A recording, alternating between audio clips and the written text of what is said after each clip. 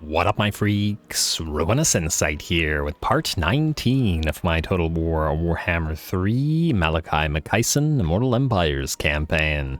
So as we saw last time, the Sylvania Gambit has paid off and effectively been concluded, with Vlad making his last stand outside Castle Tempelhof. Surprisingly, both of these armies survived, which wasn't originally the intent, but I guess we'll keep using them at least for now. I do have some ideas about what we can do with them, but of course we have to first knock out the last territory of Sylvania and maybe even push up north to make sure that the Wargrove of Woe is gone as well. They don't like us very much, and there's a decent likelihood that we'll be forced into a war with them eventually, so as a good option to wipe them out, and at least this way we won't have to rely on having a lot of defensive structures built along this entire line, because while Sylvania and while the Wargrove of Woe exists, it is kind of necessary. I guess to some degree it's also necessary while the Fecondites exist, but if these threats are gone from the Empire, I should imagine that the Empire should be able to fight back a little bit better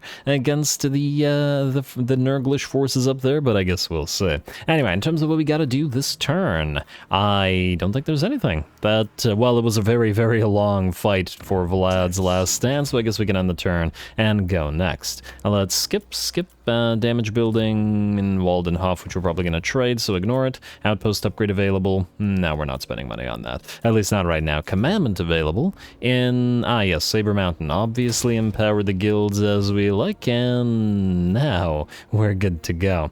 Oh, what's the likelihood of this guy attacking Malakai? Probably pretty low, unless Zatan has another full stack right here. It's also possible. Let's find out. Alright, Castelton, what do you want? You want us to join war against the scaling. You've been asking for that a lot, but you've basically destroyed them. Just destroy them outright, sir, and then, yeah, there they go. They're done. And I probably should have accepted that because it was free money, because they were already dead. But oh well, too late. Ikit Claw will indeed attack this place, but that's why we didn't invest in it. That's fine. He's presumably not going to take it. The question is, where will he go afterwards? As we do need to hunt him down. Discovered, and ooh, looks like Grimgor will indeed attack Ungrim Ironfist. Well, and that's just fine by me. Oh, you still have that Rune of Courage, which isn't particularly useful in this army, and neither is the Rune of Stoicism. I mean, sure, they provide buffs, but at the same time, pretty much the entire army is unbreakable and immune to psychology, etc., etc. Anyway. Alright, well, either way, we'll give the Razor Standard to you. This is... What is this? Gleaming Pendant? Okay, Ungrim, we really need to retool your items a little bit. Let's give the Unbreakable to this unit. It is... Oh, it's... Wait, Rune of Stoicism is assigned unit. So ignoring the expert charge defense and bonus versus a large, we could make use of that, but those are good buffs.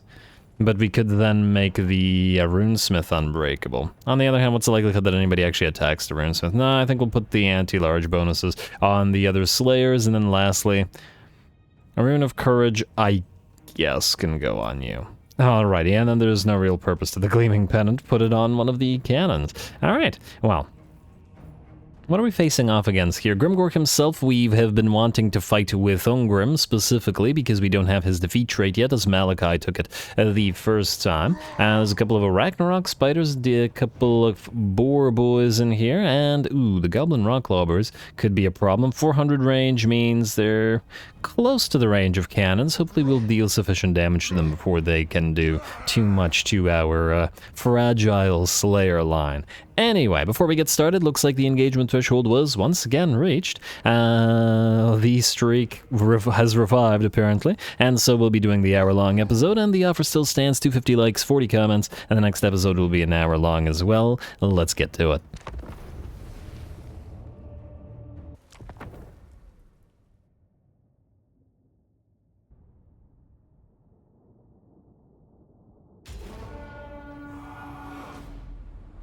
On my oath, they die!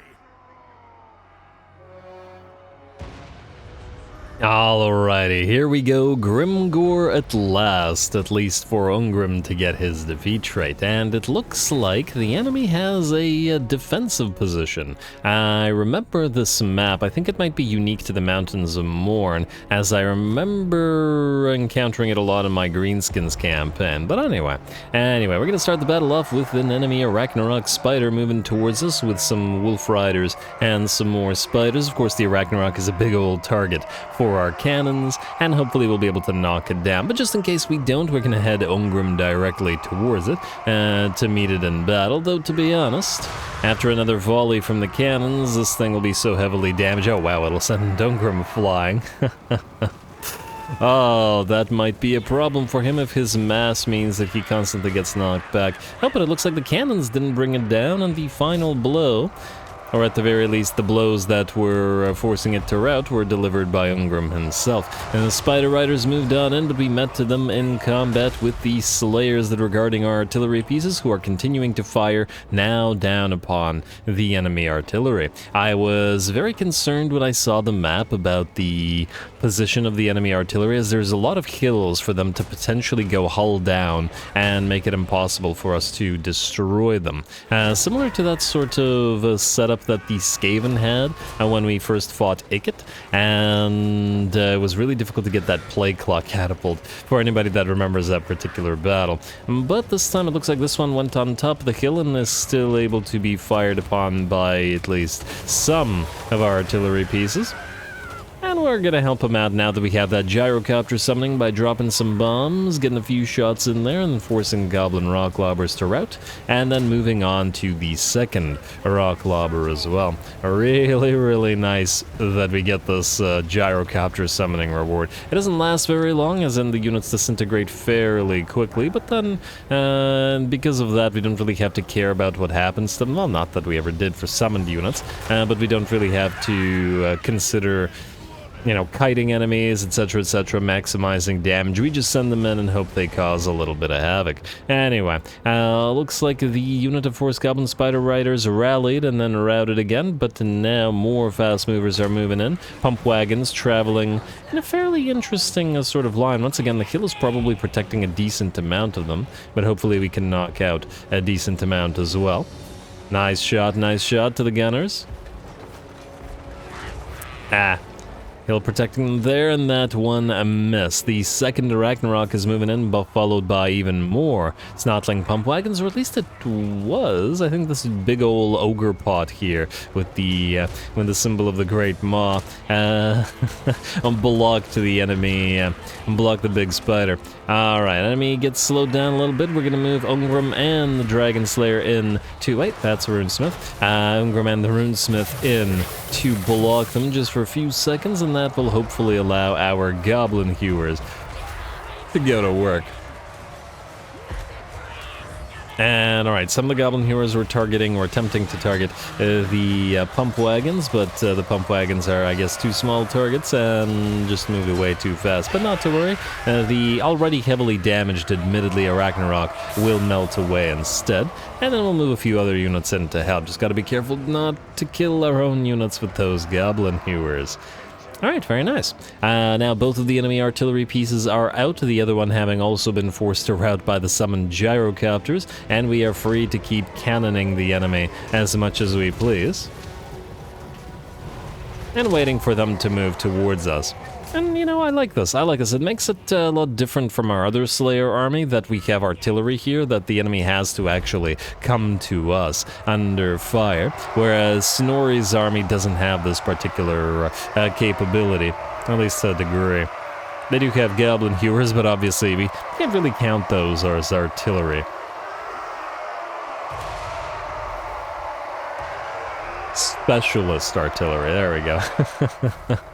Alright, more pump wagons heading towards us, but yeah, Grimgor has let his army be destroyed piecemeal effectively, and all the fast movers will soon be gone, despite the fact that they had such an advantage in the terrain here, and terrain that would have made it very difficult for us to knock out all of the fast movers or elite units together. But that's their problem. Slayer's gonna charge on in. Let's make sure that those pump wagons can't do any of those animations. that sort of send them deep into your formation and then run away. And oh, these are flappers. I wasn't expecting that. I almost never see these things. They look neat. But yeah, pretty much never get built by the AI or the player, because they'll just use the spiky rollers instead, because of course they would. Anyway, a few more units moving in, some orc biggins. We're gonna get a little bit of grape shot going specifically for these ones. I think this is the first time we're using grape shot in this particular battle. But we certainly want to knock these guys out, though. Let's see. Huh. 35 and 15. Armor piercing is only at 15. I think they have a lot more armor piercing available to them in SFO, unless I'm mistaken. I'm pretty sure there are armor piercing troops there. And they've backed off, moving out of range of grape shot of the first cannon by the looks of it, but that's alright. We got regular fire to rain down upon them. Alright, I'm going to speed this up a little bit until Grimgor decides to actually properly join the fray. Of course, his units will continue taking fire now. And he has no way to fire back or to hit our artillery, except with the possible exception of these Orc Boar Boys units, but we got a lot of Slayers. Alright, now the enemy is moving. Let's see how many of the Boar Boys we can knock out, though once again, the hills are going to make it difficult as soon as they move a little bit closer, and we'll have to probably switch fire again to the infantry, and hope our Slayers can handle the Boar Boys. These are the regular Boar Boys, however, not the biggins, and I think the Slayers should be able to overpower them with their anti-large fairly well.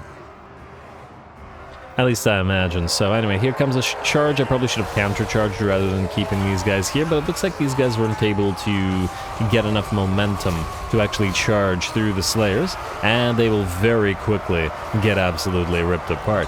Beautiful. Enemy range units have, well, gotten into range and are now firing upon us. Biggins and other Orc Boys are now charging on in, and we'll counter-charge them with the Grudge Settler Slayers and with the Doom Seekers alike. Certainly needed the anti-infantry here. And they should be able to rip their way through those biggins reasonably quickly as well. Still getting the fire upon us. Our unit of Dragon Slayers tries to move forward. Or not Dragon Slayers. Goblin Heroes tries to move forward as we're trying to target the Error Boys with them, in addition to the whatever other units. Especially since our cannons aren't killing off the archers fast enough. While Grimgor begins his duel with Ungrim, they're going to be whacking away at each other for a fair bit. Grimgor is down to about half HP, and Ungrim is about half HP as well, despite the fact that he has Axe of Dargo and Red Ruin active. And ooh, the cannons firing over Ungrim to knock Grimgor down. Alright, that was pretty neat. That was pretty neat indeed. Unfortunately, it looks like we're going to have to get a little bit of help. Ungrim is down to half HP, but mostly I don't want him so damaged that he takes many turns to heal. He would have won, but he would have taken a lot of damage. I'm probably going down from half to like 20% here. A parting fireball. I guess Grimgor has a Ruby Ring of Ruin, and we'll launch it at our cannons or whoever it is that he can hit. And while the rest of the enemy army has already shattered, and we were just waiting for the conclusion of the duel against the unbreakable Black Orc. And with that, Grimgor is down. 1 HP remaining means he's in his death animation. And he won't be getting up from now on. Very nice. Very nice, Ungrim. Let's see, 8.3k damage. A little bit of damage to some other units, but your main purpose here was to fight Grimgor. And yes, of course, we could have killed off Grimgor with our cannon fire before he ever got to us, but that wasn't going to happen. We really wanted the fight between those two. I would say that Ungrim did about on par, maybe a little bit better than Gotrek did against Grimgor.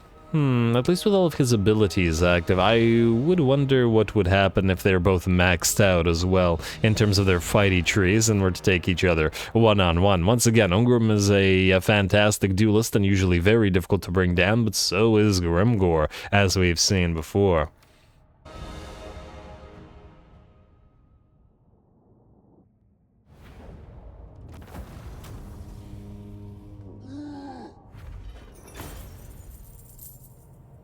Alright, another Razor Standard. Won't say no to that, certainly. And a little bit of old gold, decent bit of treasury, and I think we'll take the money rather than just doing a teensy bit of repair on one of the cannon units. Otherwise, the battle went reasonably well for us, and I do like the idea of Ungrim keeping some artillery. Might get him 2 cannons and 2 organ guns, something along those lines, simply because he should have a little bit more of an advanced Slayer army, not just a horde of Slayers, but he has duties aside from his Slayer oath, because oaths is king, and he can't really risk losing or endangering his realm by, you know, not bringing artillery and things. So, anyway, we'll execute and loot.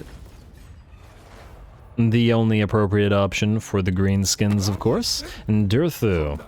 You want a non-aggression pact? No, sir, no, you're... Well, he is at peace with the broken axe, surprisingly. I wonder if we could get the broken axe to attack him. It'll be a lot easier to sort of burn the greenskins out of that territory than it would have been to do the same to the wood elves. But either way, the artillery would have given us the advantage anyway. Anyway, settlement sacked for Danos, Western border princes. Wounded, Grungni Doomtamer. Oh, the new guy. Oh, Snake. You very appropriately named Snake. A Razor Standard, and there we go. Hide Striker now for Ungrim as well. A little bit more armor for the Slayer King, and some damage as well. Alright. Oh wow, we got a lot of grudges tied up in Rifrafa. Are we able to recheck it? Yes, we are. It will mean that we can't do anything about this army, but I assume that it won't be able to take this army out anyway. You, keep building Bugman's Rangers. They're going to make up the vast majority of this stack, and we're going to have to build defenses here. No doubt about that, because we are completely surrounded here. Man, Belagar is in the worst position so far, but anyway, we need to knock out Ikit. Plus, he's got a okay-ish defeat trait. Research. Can't say no to more research. And this can be auto-resolved for obvious reasons. And the more important aspect of this is that we get... Let me see here. Execute and load for the money. The most important aspect of this is that... Oh, he didn't level! Never mind. I was gonna say the most important thing there was to level him up, because we get the buff from him, but alas, we weren't able to do it here. Okay, I think rather than waiting another turn, which would be fine... Do we have a free lord right now? As in a lord that has already been... Yeah, we could do Yori Burnbright or Burnbright Wealthy. We got Vrogni Norgrimling Tough. We got Zamnul Rocky Breaker, who is ranger trained, and we definitely want to make good use of that lord. Yeah, Cobalt Redbeard is going to be our guns army, Thunderers, Grudge Rakers, and the like. And, oh, right, I was starting to get into... Wow, Vlad, really? Oh, it's just skeletons. I thought he had erased a bunch of crazy stuff again. This army, I think what we're going to try to do with Callan's army is we're going to try to make it a run-and-gun army, a mobile army, which didn't really used to be very possible with the Dwarfs, but... We're going to try to combine the piles of Slayer Pirates he have, who currently have 44 speed, which is okay. But, I mean, it's much faster than regular Dwarfs, but we will tech up towards Slayer Oath, which gives us another 20% speed for all Slayer units. Then we'll get 2 to 3 units of... what are they called? 2 to 3 units of engineers, each of which gives another 15% speed to the army. I want these Slayer Pirates to basically become cavalry. I want to see how far we can, or how quickly they can pump those dwarfen legs. And in light of that, what we're going to do is combine the landship concept with them. Sort of similar, well, maybe not similar, but they will work nicely with us, because they move fairly quickly themselves. And unlike the thunder barges, which are quite slow, and can keep mobile, but also can sort of act as anchoring points for the Slayer Pirates, and we can run around. It would be very unusual for a dwarfen army, but I'd like to try it out. And then Callan, or not Callan, Barundan here. Most likely we'll, if we should choose to keep his army, and I'm still not 100% on it, though now he's achieved a lot, so I feel bad deleting him. Might do sort of a classic army with him. We don't have a single army with longbeards or quarrelers. It's just like the mainstay of all dwarven armies for the 3 games, and we don't have one yet. So that's probably what we're gonna do there. Anyway, you two, do either of you not have Vlad's defeat trait? You have Undeath Descendant Desbarundin? He does not. All right, so you take Eshin, and we'll use Callan to reinforce in a second. Don't need to fight them again. And you can move up here. But that armor's heavy, eh? And then encamp for the little buff, and auto-resolve. Yes, yes. Alright, and with that, Sylvania should be destroyed. And comparatively little damage as well. I wish we could sack it, but Eshin is one of the places we will be keeping, because it's part of Castle Drakenhof. There we go, Sylvania is out. Sapper, Stonemason, Dwarfen Tattooist, another Brewmaster, and a Legendary Battle Unlocked Vampires. I thought we already had that. Huh? I thought we already had the Legendary Battle unlocked for Vampire Slayer. I swear I checked it last episode. Maybe it just says it every time you complete one of these objectives regardless. And we still need to fight the army of Leopold Grigorovich and Maldred Hellstein. Don't know what's in it, but I'm excited. Oh, also... Oh, the second one has spawned, and it's pretty darn good. Damn. Huh. It looks like they're actually ignoring the Blasted Expanse. Well, that's interesting. It's also concerning. It's quite concerning. I didn't build defenses here either. But what can you do? Alright, we're going to have to deal with that quite carefully. And the next few turns are going to be pretty important. Anyway, let's do the sort of obvious moves first. The ones where we don't have to really do anything. And, oh! Boris, you're going to Infernius yourself. Good job, buddy. I won't have to do that for you. For once. I forget whether we have enough movement range to loot and occupy the Palace of Princes. Sack it, occupied, whatever. And then move right back in. Like so. Occupy.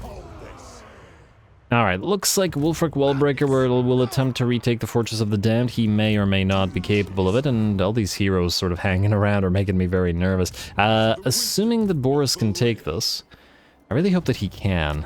Guardian of the land. Infernius, Silver Tower of Sorcerers, wait. Fortress of the Damned, Shardbast, and Shagrath. The thing is, Shardbast and Shagrath are both in frozen climate, but the Silver Tower of Sorcerers has the Gem Mine, or Gem Cutter's Hall. Is it worth it? It'll be a pretty crazy investment to actually build anything up here. I really would like those gems, but I mean, it's upkeep faction-wide for Ironbreakers and Hammerers. More of these gem mines is better. I'm not 100% yet, but either way, Stochel, you can then move this way. Ignoring Infernius, and I'm hoping I'm not wrong about that. Alright, now, Malakai. We did not see what happened to this guy's army, but there's not much we can do about it. I guess we're moving towards the challenge zone, so go right here. Don't bother. Well, we're probably going to get this plague no matter what we do here. It's kind of inescapable. Because we could raid for a turn.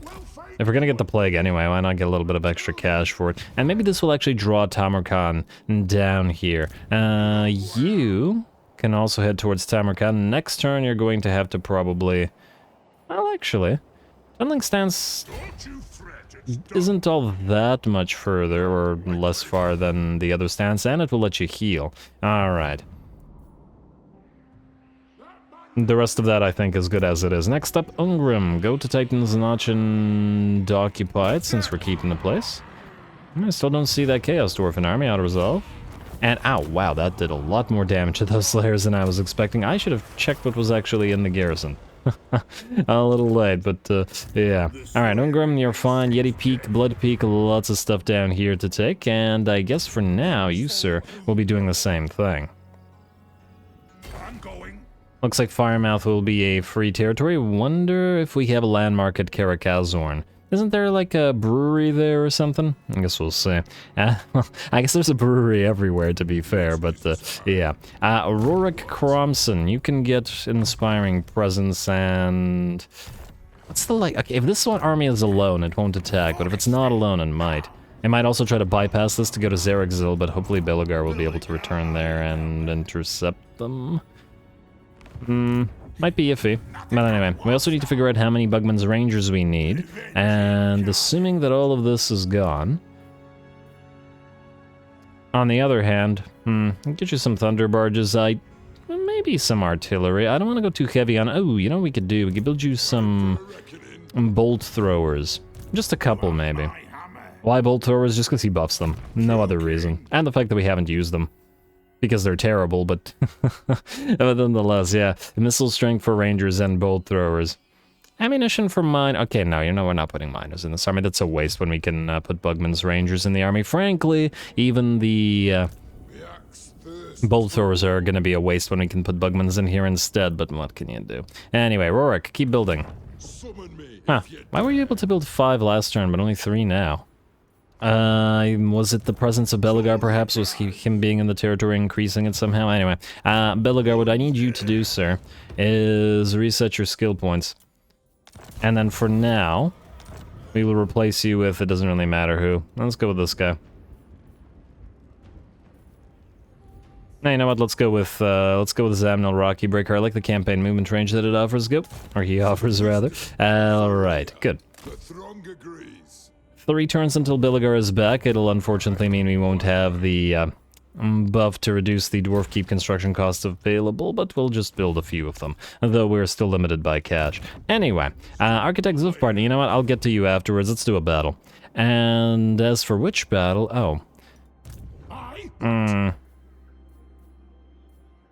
a moment. We could fight another adventure fight.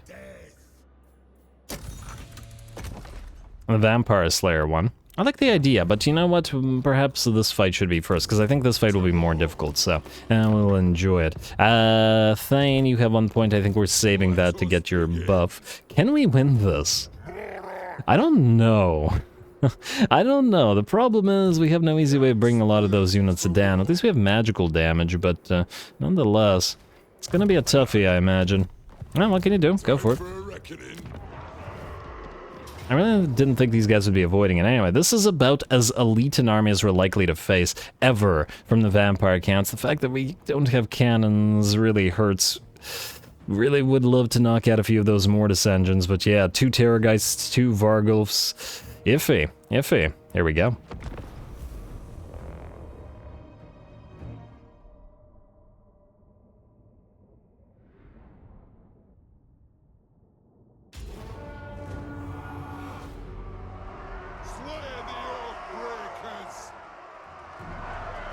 Alrighty, here we go. I am very, very excited for this. The enemy stack is just super elite for vampires. In fact, it has way too many super elite units, and that when I've played vampires, I don't think I've ever built a stack that was this, well, stacked with elites, as it's just unnecessary. About half of it reminds me of Bathilda von Sinclair's army, the sort of magic chariot army with the piles of black coaches and the Mortis engines working together, but then it also has crypt horrors and many Vargulfs and Hexwraiths and a couple of Terrorgeists and stuff, a lot more than necessary, and of course that'll mean a very tough battle for us, and Bathilda will look on and judge these guys for using her type of army, well, using part of her type of army composition, especially considering that she's one of the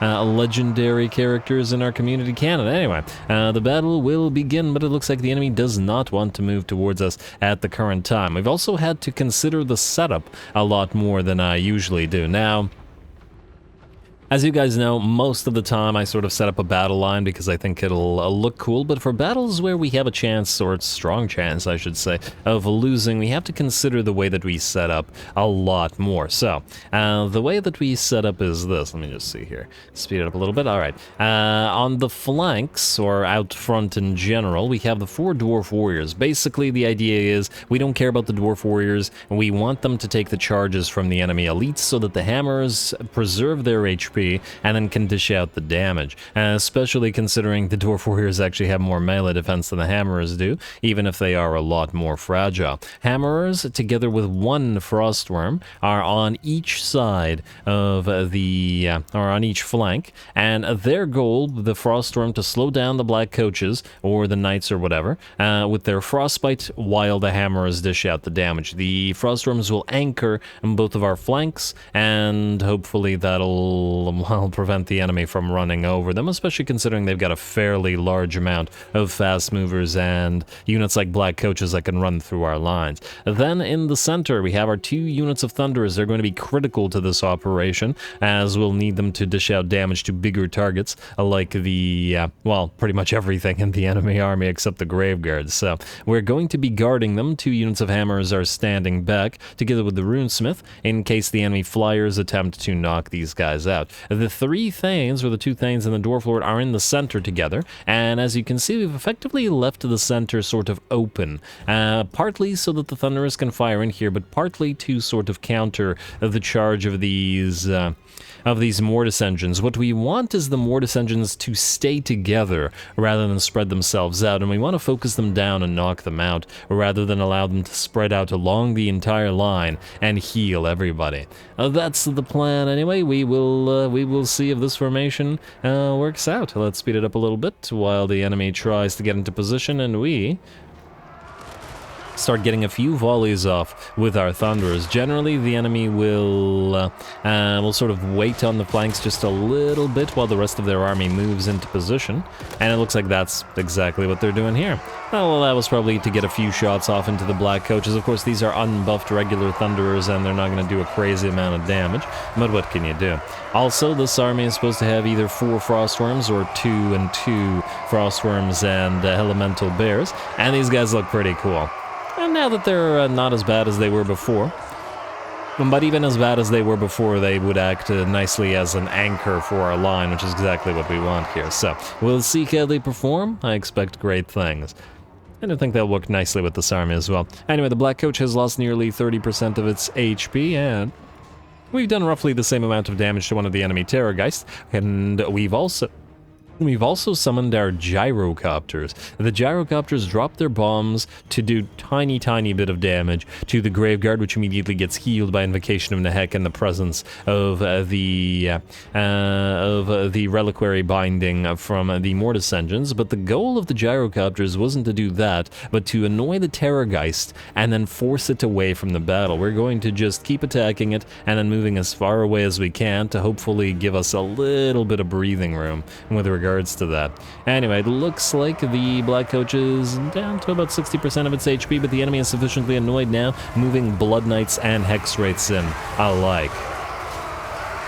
And unfortunately, the Blood Knights will charge on by and move into our Hammerers here, but are met together with the Hammerers and the Frostworm alike. Hopefully, the 2 can rip the Blood Knights apart, though we shall see. Alright, at the very least they don't have the support of their Mortis engines on this flank, and the Blood Knights, even with the Invocation of Nehek, are down to about half HP. Out here, the other Hammerers waited until the enemy had charged the Dwarf Warriors and then moved on in. The Thunderers are trying to gun down the Crypt Horrors here by shooting them in the sides / back as best they can, while another unit of our Hammerers, free from attack, are moving in to hit them in the back as well. There we go, knock a few of those Crypt Horrors down. In the center, our gambit with opening the leaving the center completely open sort of paid off, with the enemy Graveguard being blocked off by the Dwarf Warriors, while all 3 Mortis engines move down the center. We immediately react to that with a unit of Hammers and 2 units of Hammers rather, our Runesmith and all the other Lords and Heroes, the Lord and the 2 Thanes. They're going to try to focus down those Mortis engines and keep them from the rest of the battle, where neither the Mortis engine area damage effect nor the healing can come into play. Alright, over on this side, we're still holding Dwarf Warriors, Hammerers, and Frostworm alike. It looks like the idea with them acting as the anchoring line is working out decently well here, and the frostbite on them will help prevent enemies from escaping as well. The hammers have nearly destroyed this Terrorgeist, though that one was already damaged a little bit by the Thunderers before it moved on in, and will be brought down before the hammers move in to help out against the rest. The enemy Lord is here as well, but the Froststorm will be ignoring it in favor of going after the Hex Wraiths and the Black Coach, the first of which has been destroyed already. Very nice, very nice. There is a corpse card. Huh, interesting use of the corpse card. Chasing Thunderers around. Wasn't expecting that. Good job, AI. Usually can't really rely on these things to do anything of that nature, though they'd probably be better off sending it to the side to where it can provide the Vigor Mortis and the Balefire to nearby units. But oh well. I suppose stopping the Thunderers may be somewhat helpful as well. Anyway, looks like the other Froststorm has also brought down the other Black Coach, or one of the other Black Coaches. We're down 2 Black Coaches and 2 of them remain. The first of the Mortis engines has been broken as well. The Thanes, the Runesmith, and the Hammers bring it down, though it looks like they've requested aid as a Terrorgeist and a Vargulf move in. Enemies getting a little bit of a Death Star going, which is very, very dangerous, as long as they can keep these units healed. And we gotta remember that the Thunderers, not Thunderers, Hammers, while they dish out plenty of damage, are also quite fragile. And another Vargulf joins the fray. Alright, it's gonna get hectic, and ooh, that's not good. Looks like all of our units are either broken or terrified. Unfortunately, without immunity to psychology, Thane is terrified, Runesmith is terrified, and our Lord is terrified. Terror not working for us. It would appear that our center line has collapsed, but the sides, the 2 flanks, are doing quite well. This was somewhat expected, as it was always going to be difficult to deal with the 3 Mortis engines with this army, and we are down to only 1 of the 3. Most of the Black Coaches and pretty much everything on the flanks, however, has been destroyed, and as soon as it has fully fallen, we'll be able to move the 2 to 3 units of Hammers on each flank, plus both Frostworms in, to help out against this, and hopefully allow our Thane and our other terrified Hammers and such, our Thanes and Lord and Runesmith and other terrified Hammers, to unterror themselves and move back into combat. The Hammers may have been heavily damaged, but the Lord and Heroes should be relatively fine and still able to fight. There we go, the rightmost flank has completely collapsed now, Graveguard being held back by a single unit of Hammers just off-center here. And what a great battle. Well, this was always going to be a great battle, because I wasn't sure whether we could win it. Alright, and we will slowly move the other Hammers in to help out and rip these Graveguard apart. Still 1 more dissension left in the center, but it looks like the enemy is starting to waver a little bit. The Froststorm has moved in, the Vargulf being focused down by our limited units of Thunderers, but both of them focusing it at the same time means it will drop. Very nice, very nice. Alright, and it looks like the Graveguard in the center will begin to melt away. The Terrorgeist and the Mortis engine still holding together. Another Vargulf surrounded completely by Hammerers and held back by the Runesmith here, and continues to take shots from those Thunderers, which were once again pretty critical in this battle. There we go, down goes the Vargulf, the Mortis engine, and the Terrorgeists, the only things that remain. Terrorgeist overpowered by the 2 Frostworms working together, and the Mortis engine will melt away as well. Very, very good. That was certainly close, especially with our center collapsing, but with both of the flanks having won the day, and they were able to crush what remained of the enemy army between them, and we got ourselves a very nice Pyrrhic victory. I guess the problem is, if these guys keep spawning, this is going to get very dangerous, and it might not allow us time to heal properly.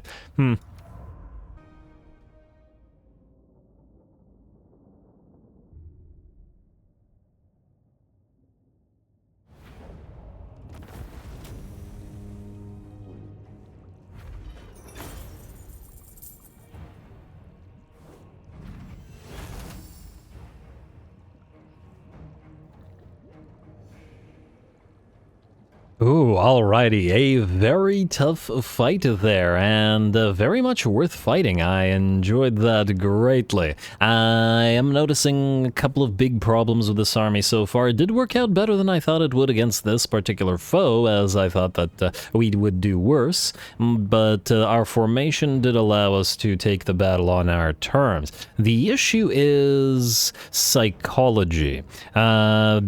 Despite the relative eliteness of hammer units and their ludicrous expense, they're what, 500-600 gold apiece per turn, which is just nuts, especially considering, you know, thunder barges and other things exist. The issue is they ran a lot. Like, they got terrified off of the field. Well, not off of the field, but away from the main portion of the battle way too much.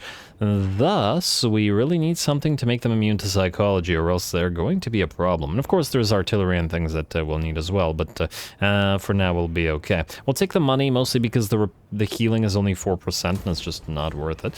Hopefully, we can still run this guy down, but we probably won't be able to engage this other guy again. So, go here, kill this. Auto-resolve it. I'm hoping this won't do too much damage to us. Oh, don't screw me on this auto-resolve for once. Please don't screw me. 30 units lost. Hopefully we can get 30 units back, because we're going to heal up. Still more than it should be, but what can you do? Now, we need to make sure, I guess, to protect the Silver Pinnacle. What's the likelihood that... I mean, the other army didn't turn towards the Blast Expanse, they completely ignored it, so I'm going to hope that we can do so as well. Now, if you go into encamp stance, yeah, that's not... Huh. I wonder if he'd ignore your army. He can't quite reach you here. Can he? That's his max movement range. Meaning you can still heal here, although you'd probably heal more. Oh, you can't reach the Silver Pinnacle anyway, damn. Alright, that's fine. We do have potential recruitment available to us, and I think... Let's see, what do we have here again? Yeah, lots of knights and stuff. Alright, you. Okay, no, you and you. And you and you. Alright, you are going to get replaced by Iron Drake's Troll Hammers. We need them for this. If this is going to persist for 10 turns with an army spawning every turn, this army is going to get worn down very quickly, and we need to be careful. Let's get Root Marchers, we will need it, and we need to max out Grimnir's Heirs for additional damage from the Slayers. What else would be helpful for us here? I mean, eventually Tactician will help, but... it's not super helpful for us right now. Almost tempted to replace the Dwarf Warriors with even more units of guns or Troll Hammers or something. But I think we'll need the extra units right now. Alright, just hold, sir, just hold. Alright, what we definitely need is that rune. Not the Rune of Battle. Not the Master Rune of Groth 1. I do like the leadership thing, but that's not what we're looking for here. Not Sanctuary. Stoicism, was it?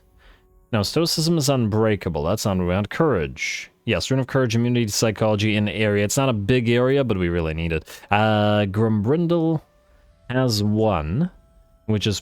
yeah, we don't want his Iron Drakes running.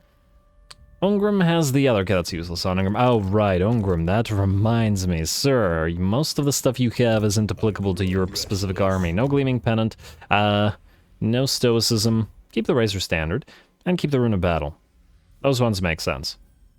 Alright, and ooh, Lichbone Pennant. Yes, all our Lichbone Pennants are being saved for Thunder Barges, because... do that, yeah, that's what you're supposed to... yeah. Now... no extra... extra Grudge Settler units. Alright, we'll have to deal with what we got. You, sir. Tried to get towards Revered Thane. Fell-Handed Warrior into Inherited Arms.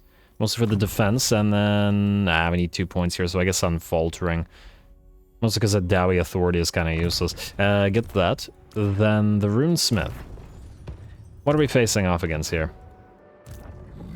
There is a decent pile of enemy Graveguard.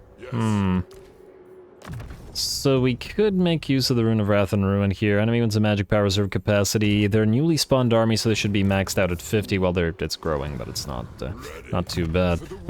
Wait, I picked the wrong guy. You. We need to carefully consider this. Get the Rune of Wrath and Ruin. Yeah, get the Rune of Oath and Steel, I guess, as well. The extra armor isn't too big, mind you, but that'll help. And I guess Damping and then Rune of Wrath and Ruin again. Alright. Next up, the next thing. You, sir, are getting Keeper of the Gate for additional vigor loss reduction for the Hammerers. And... oh, right, we also have to make our Ironbeard army. As in a combination of... basically, I want to make an army that is like a box, like a dwarfen box, with the enemy just unable to do anything from any side.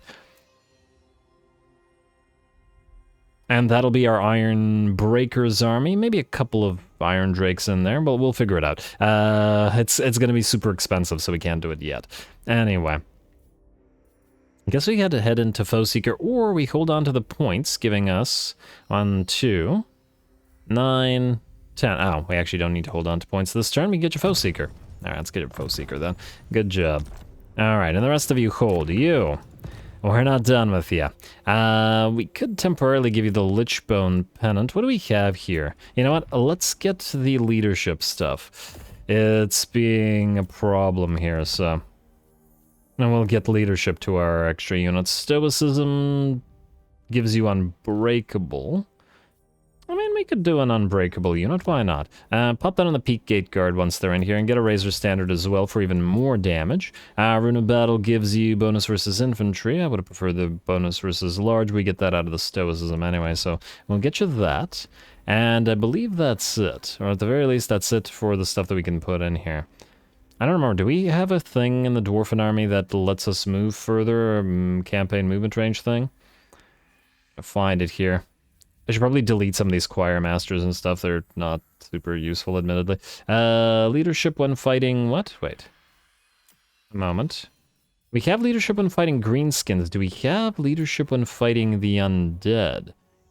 Grudge Keeper? No. Okay, maybe we do. Maybe we done subterranean battles. If we have one in here... okay, I'm definitely going to get rid of some of those stonemasons. If we have one in here, I'm too lazy to find it. Alright, let's get you some items.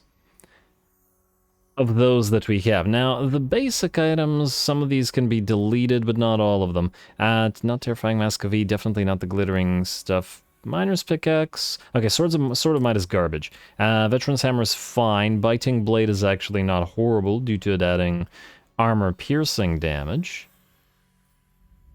I mean... I guess out of these two, Veteran's Hammer is superior due to the expert charge defense added. So I guess Biting Blade. Fuse into an Armor of Fortune. Alright, well you can have an Armor of Fortune then, at least until we start using Oath Gold for the same purpose. Gatekeepers, Ratcatchers for when fighting Skaven. Greenskins, Ogres, and Skaven. Yeah, we have very specific stuff here. Talisman of Endurance. Yeah, take it for now. I'm not sure it's going to stay. What the heck?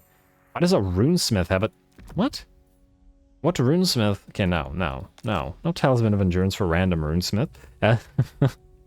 Oh, I don't know what that was from. Miner's Pickaxes for Burundan. I can hold on to that for now and get the Opal Amulet for emergency. No, wait, Talisman of Endurance is better. Not much in the way of weapons and stuff. We'll keep the enchanted shields for now. Once again, I'm probably only keeping these things temporarily because I just have a Slayer's Axe. Actually, no, wait, Sword of Strife is better. Yeah, just holding on to some of these things temporarily because the items we can make with Oath Gold are better. It's just that we don't have the Oath Gold to do so at the current time. Anyway, this guy's gonna keep moving towards us and we'll keep on sitting here. We do have more points available to us. War of Endurance, melee defense, and missile resistance. I'm once again thinking that we're gonna go with that. I do like the idea of the master-crafted weapon, especially in a Hammerer army. But on the other hand, Hammerers could probably use a little bit of extra missile resistance. They're heavily armored, but they're not shielded. Not against this faction, mind you, but eventually. Although, I just really feel like... no, you know what? Yeah, War of Endurance is better in my opinion. Actually, you know what? Wait, no. The melee defense on these guys is quite low as well. Nah, fine, take the damn War of Endurance. I like the idea of more weapon here, but it's okay. Anything else we need for this particular army? Obdurate gives you extra leadership, missile resistance, and eventually we'll have some artillery in here of some kind. But it's probably not worth moving through this tree at the current time. Let's get you brass lunged. Everything to give you extra leadership so that you don't rout. Alright, that looks good. Back to Architect Zifbarden, who is moving next. Let us upgrade the Gromrel Forge and the Engineer's Workshop here at the Forbidden Citadel. Take a brief trip to... Do we need to go all the way to Winter Pyre? Honestly, probably not. I think we could just leave this one as it is. Kind of a waste of this army's moves.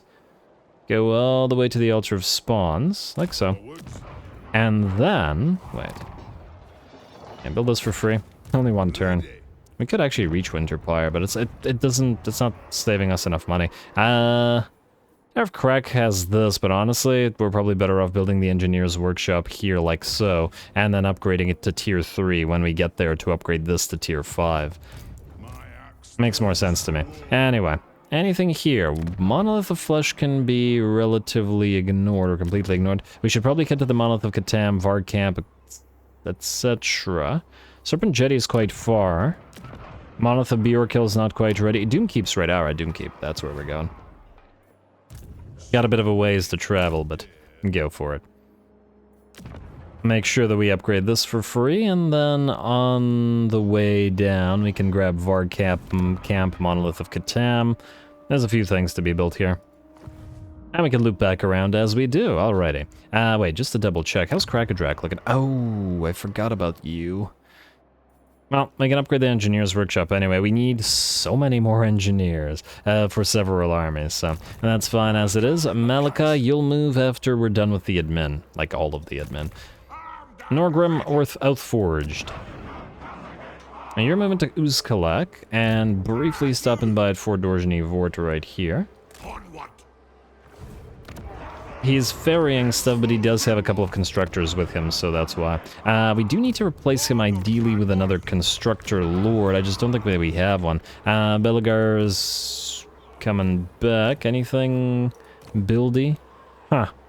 I could have sworn we had another one, but I don't remember what I did with it. Did it die? Or is it ferrying something somewhere? We had two, because I remember summoning another one briefly for some reason. Odd. Well, whatever. Let's build. Fort Dorjny Vort, not free, but very cheap. You head to Uzkalak now.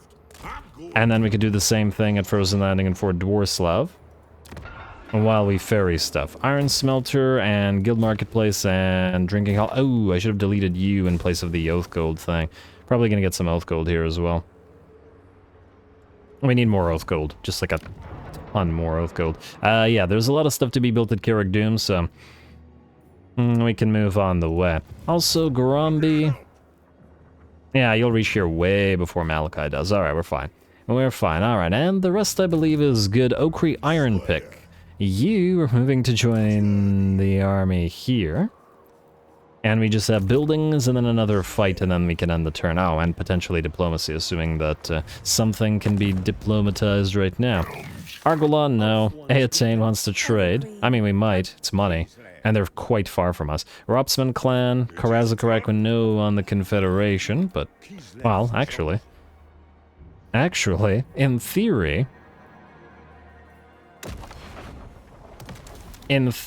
we could confederate Thorgrim right now. In practice, this might not be a good idea. How much? Okay, wait. So, you need 51,054 to confederate him, so we're just a little bit ahead of him. The thing is, he's currently fighting off a lot of enemies, and presumably that means he has like 3 or 4 armies here.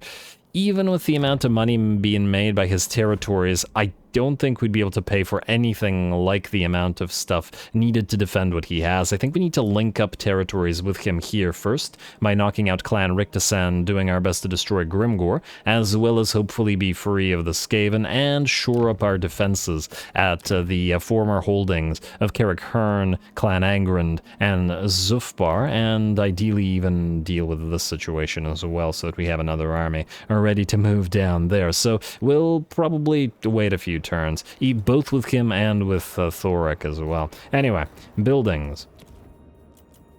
At least the money-making, ideally cheap buildings. Let's see, you, no. Doomkeep, no. Gorger Rock is quite far from anything, yes. We'll upgrade you. Go for it. At least it's cheap. Varg Camp, we're moving down here, so we'll be fine. Carrick Doom, we're moving up there with the reducers. Carrick Dromar. Technically, no, I was about to say, technically you don't need this defense, but you actually really do, because there are bloody hands here, and they'll jump into our territory very soon, I bet. Can't risk it. Oakenhammer, we'll upgrade you later, and then the same with you, I think. Alright, Peak Pass is fine. Anything really cheap, like a level 2... no, nothing here. Level 2, wait. Troll Fjord. I mean, I'd be tempted to upgrade some of this stuff, but, well, could upgrade this to level 1 so that by the time we get here with the builder, we could upgrade both of these. I think that makes more sense. Alright, Ishan, yes to the wine. And the control, and we'll be making Oath Gold here at Drakenhof, so that'll be that. Alright, next up, Gormadny Mountains. For Dwarslav, you're good. Dwarf Tinkerer's Shop from you, please. And I guess we could go for the barley field here. Just to grow a little bit. Alright, just gotta keep an eye on our money, though. You... Ugh. Why are you so expensive? I guess we'll wait a turn for Belagar. Belagar will... Oh, actually, no, we'll have to wait 3 turns? Okay, fine, just upgrade the stuff here. Upgrade the stuff here, and we'll hope that it doesn't get attacked shortly. Anyway, Castle Templehof, you're fine for now. Black Blood Pass, we will ignore you. Frankly, we should probably delete the gate here. Well, probably after we attack the Robsman clan. Verdanos. Keep collecting income. We need every penny we can get. Palace of Princes. Okay, don't collect that because it'll be traded. Oh, actually, because it'll be traded, just go ahead and collect it.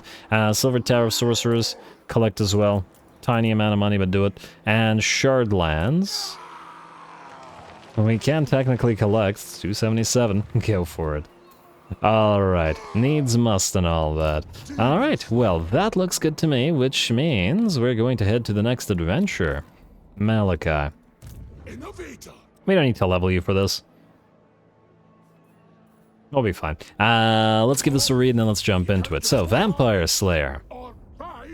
Urgent reports from dwarf rangers out of Karak Kadrin tell of an undead tide sweeping over the dwarf holds. An unknown vampire lord puppets a shambling host across the land, defiling every grave to strengthen his army of the dead. Your gyrobomber's recently modified munitions are just the thing to put an explosively quick stop to any further dishonoring of our kin.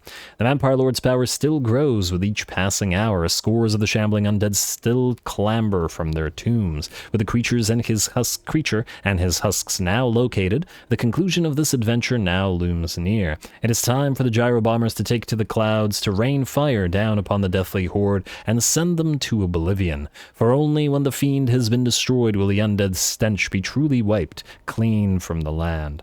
Lovely. And we get a very strong item for this, and because it gives a Dwarf Lord hunger, which is pretty crazy. A Dwarf Lord with regeneration, considering how difficult they're usually to bring down in the first place. What are we facing off against here? I assume it doesn't count the reinforcements, because I see Vargeists here, and I see no Vargeists there. And we can expect some Vargeists. Go. Ooh, I can't wait to see what Malakai has to say about this. I love the speeches. Yeah, teleport. Alright, what do we have here? Bats, and more reinforcements expected. Stop hiding the Vargeists, we know they're there. Why are you doing this?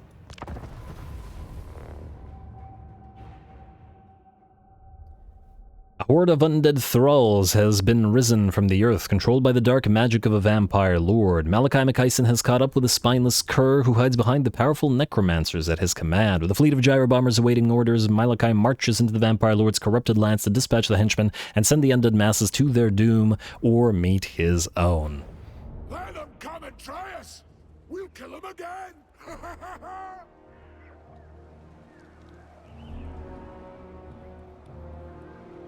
It's that ugly one in the room doing this! Shoot that one!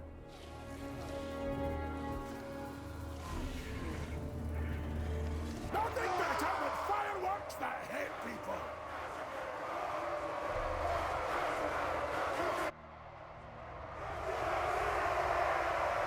Blaze it!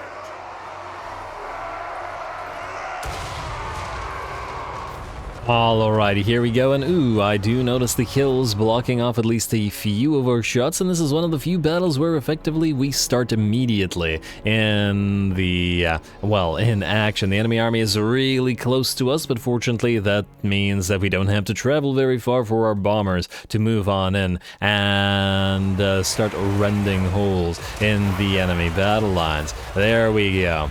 Fiery bombs away, and that should be plenty of damage to the vampire units, and especially the zombies and skeletons, while we try to focus down the enemy lord with cannon and gyro bombers alike. And, oh wow, I tried to take a look at his HP and he dropped by the time that we saw it. Very, very nice. There's also a rather unique aspect of this particular battle. There's a supply depot here with additional ammunition, and if you run out of bombs to drop with your gyro bombers, you can simply move them over there and that restocks them. So, we don't have to be particularly choosy about where we drop our bombs since we have as many as we could want. Out here, looks like some crypt horrors are going to move forward, charging Ulrika, Felix, and Gotrek. But of course, between the cannons firing over our units and a little bit of support from the Slayer Pirates, the Crypt Horrors won't have much of a chance there. And the zombies continue shambling forward while fire from up on high continues to devastate them. And our two Thunder Barges, our slower units, are going to move towards the Necromancer here, who apparently will continue summoning units from this graveyard until he is destroyed. Or, apparently, until we kill off the enemy lord, who should be on the field right about now, I think. Alright, reinforcements are approaching, and the enemy army here has not been fully dealt with, but they're basically done.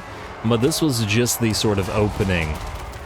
There are plenty more units where that came from. Ooh, gotta be careful about these skeletons actually reaching our lines, but the Slayers will move in to counter them just as the enemy moves in. There we go, very nice. Isn't it beautiful to have infinite ammunition? I mean, to be fair, the Gyrcoppers don't run out of the regular ammunition, but it's the bombs that they do. Anyway, the start of the battle is ours, but there's the reinforcement, and the Vampire Lord has brought air units to play. A Zombie Dragon mount, together with two Terrorgeists and Fellbats, will lead, and that's going to be concerning for our Thunder Barge. The Spirit of Grungni moves in as it's time to get a little bit of help, and we're going to activate the Thunder Burners on both of the barges to move a little bit away from the enemy flyers. Looks like a Spirit Leech comes down on Thugni's Fist, but it's got 50% spell resistance, so that's pretty darn okay. And we have to be careful about allowing the anti-large Terrorgeists to dish out damage. Looks like the Harpoon from the Spirit of Grungni misses completely the Terrorgeist. Can't hit a mobile target, I guess. Gotta learn to lead. And the Terrorgeist will continue moving with the Fellbats towards our Thunder Barges. We're definitely gonna need to send help, going to summon some Gyrocopters on the way, while our cannons continue to gun down the enemy lord, who's in pretty darn bad shape here as well. Between the cannons, the Gyrocopters, or bombers rather, and Ulrika firing upon him, he and his zombie dragon will go down. And another Terrorgeist is moving in towards our battle line, but will reach the Slayer Pirates and the cannons firing at it all at the same time. Oh, gotta be careful with those cannon shots, lest we knock out our own Thunder Barges. Fortunately, it looks like similar to other quests. It looks like with the destruction of the enemy lord, the entire enemy army will begin to melt away as well. This makes a lot more sense for the vampires than it did for that Wood Elf army, as that's what actually normally happens in many vampire battles. At the very least, they don't like to lose their lord, and most of them will begin to melt away and give the battle to us. A lovely little choke point defense, and I'm really enjoying these adventures, all told. And they're a little bit on the rails, a little bit scripted, but I guess what quest battle isn't, right? I mean, this one in particular, you're sort of stuck doing this battle pretty much one way. I guess you could, in theory, send a few units around all the... Wait, actually, no, you can't. This is blocked.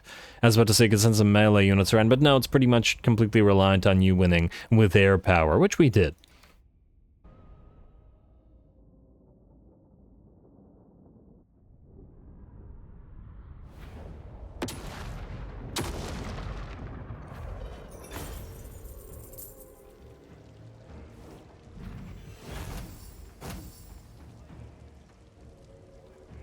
Well, there we go. Very, very nice. Great work by the gyro bombers and thunder barges and cannons alike, and even the Slayer pirates got to play around a little bit in this particular battle, as a few of the enemy units did manage to close the distance with us. Maybe I should have set the cannons back a little bit further, but at the end of the day, it hardly mattered. Gotta admit, great job to the devs for these adventure quest battles. They've been really fun. The only thing is I wish there were more. Anyway, execute the enemy.